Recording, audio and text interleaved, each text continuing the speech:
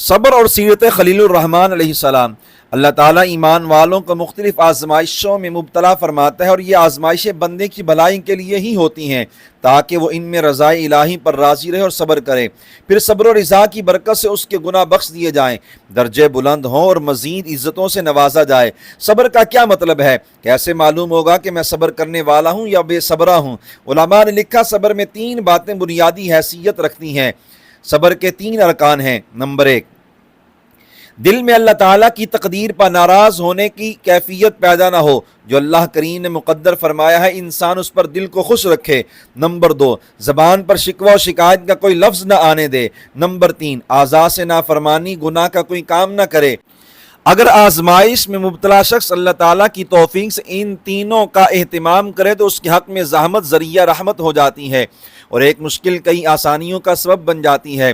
ارشاد باری تعالیٰ ہے، وَبَشِّرِ الصَّابِرِينَ الَّذِينَ إِذَا أَصَابَتْهُم مُّصِيبَةٌ قالوا إنا لله وإنا إليه راجعون أولئك عليهم صلوات من ربهم ورحمة وأولئك هم المهتدون۔ یعنی اور محبوب صبر کرنے والوں کو خوشخبری دیجئے، وہ لوگ کہ جب ان پر کوئی مصیبت آتی ہے تو کہتے ہیں ہم اللہ ہی کے ہیں اور ہم اسی کی طرف لوٹنے والے ہیں، یہی وہ خوش نصیب ہیں جن پر ان کے رب کی طرف سے درود یعنی خصوصی نوازشات ہیں اور رحمت ہے، اور یہی لوگ ہدایت یافتہ ہیں۔ صبر اور سیرت خلیل الرحمن۔ انسان کی آزمائش مختلف ذرائع سے ہوتی ہے۔ نمبر 1، جان کے ذریعے، یعنی ایسا موقع آ جائے کہ اللہ تعالیٰ کی رضا کے لیے جان قربان کرنی پڑے۔ نمبر 2، اولاد کے ذریعے، انسان کو اپنی اولاد سے فطری طور پر شدید محبت ہوتی ہے، چنانچہ آزمایا جاتا ہے کہ وہ اولاد کی خاطر کہیں اللہ تعالیٰ کے حکم سے غافل تو نہیں ہوتا۔ نمبر 3، مال کے ذریعے، یعنی انسان کو پرکھا جاتا ہے کہ مال کمانے اور خرچ کرنے میں اللہ تعالیٰ کے حکام پر عمل کرتا ہے یا نہیں۔ نمبر 4، وطن کے ذریعے، امتحان لیا جاتا ہے کہ اگر انسان کو اپنے دین کو بچانے کے لیے یا دین کی سربلندی کے لیے وطن چھوڑنا پڑے تو ایسا کرتا ہے یا نہیں۔ نمبر 5، اسی طرح کبھی خوف مسلط کیا جاتا ہے، کبھی معاشی مشکلات آتی ہیں، کبھی غذائی قلت سے دوچار کیا جاتا ہے، اور کبھی پیاروں کی جدائی میں مبتلا کیا جاتا ہے۔ اللہ عز و جل نے اپنے خلیل علیہ السلام کی عزت افزائی کے لیے انہیں مختلف آزمائشوں سے دوچار کیا۔ آپ نے ان سب امتحانات میں صبر اور مالک کریم کی رضا پر راضی رہنے کا ایسا شاندار مظاہرہ کیا کہ خود خالق کائنات نے قرآن حکیم میں آزمائشوں اور ان میں آپ کی استقامت کا ذکر فرمایا۔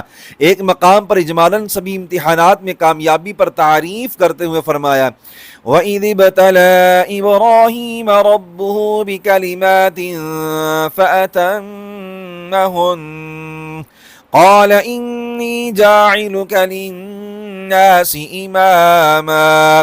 اور یاد کرو جب ابراہیم کو اس کے رب نے چند باتوں کے ذریعے آزمایا تو اس نے ان سب کو پورا کر دیا۔ اللہ نے فرمایا میں تمہیں لوگوں کا امام پیشوا بنانے والا ہوں۔ جان کی آزمائش، وہ کیسی سخت آزمائش تھی جب خدائی کا دعویٰ کرنے والے نمرود اور اس کے تمام لشکروں کے سامنے سیدنا ابراہیم علیہ السلام تنہا جرت کے ساتھ توحید کا پیغام دے رہے تھے۔ بادشاہ نے انہیں سزا دینے کے لیے ایسی آگ جلائی جیسی شاید انسانوں نے کبھی بھی نہ جلائی ہو، مگر آپ نے نہ تو پیغام توحید کو چھوڑا، نہ ان سے مرعوب ہوئے، اور نہ ہی دل رب تعالیٰ کے علاوہ کسی کی طرف متوجہ ہوا۔ پھر رب تعالیٰ نے بھی اپنے خلیل کی خوب لاج رکھی۔ ارشاد ربانی ہے، قُلْنَا يَا نَارُ كُونِي بَرْدًا وَسَلَامًا عَلَىٰ إِبْرَاهِيمَ، ہم نے فرمایا اے آگ تو ابراہیم پر ٹھنڈی اور سلامتی والی ہو جا۔ چنانچہ آگ کی گرمی ختم ہو گئی اور روشنی باقی رہی۔ اس نے صرف وہ رسیاں جلائیں جن سے سیدنا ابراہیم علیہ نبینا وعلیہ الصلوۃ والسلام کو باندھا گیا تھا۔ بیٹے کی آزمائش، 99 سال کی عمر میں اللہ تعالیٰ نے اپنے خلیل کو سیدنا اسماعیل علیہ نبینا وعلیہ الصلوۃ والسلام کی صورت میں چاند جیسا بیٹا عطا فرمایا۔ جب وہ جوان ہوئے تو حکم دیا کہ اسے اپنے ہاتھ سے ذبح کر دو۔ ایک بوڑھے باپ کے دل میں اپنے سہارے چاند سے بیٹے سے متعلق کتنے ارمان ہوتے ہیں، مگر پیارے خلیل نے اس موقع پر بھی اپنی چاہتوں کو یوں قربان کیا کہ مالک کریم نے تعریف کرتے ہوئے فرمایا، فلما أسلما وتله للجبين وناديناه أن يا إبراهيم قد صدقت الرؤيا إنا كذلك نجزي المحسنين إن هذا لهو البلاء المبين۔